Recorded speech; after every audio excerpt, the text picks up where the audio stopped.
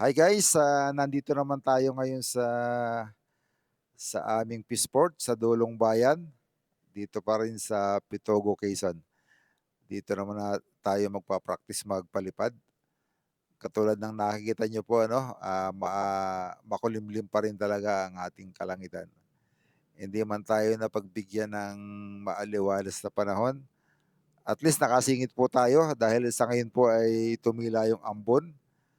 Ayan po ano, kaya kailangan natin magmadali baka abutan po tayo ng ambon.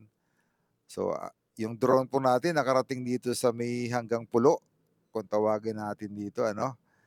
Kaya masuwerte po tayo kahit papaano at kaya niya hanggang pulo lumipad.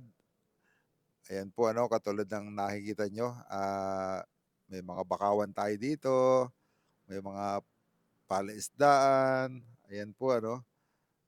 So, sana makabalik tayo dito sa summer para makita natin ng mas malinaw yung ating, minamahal na bayan po ano.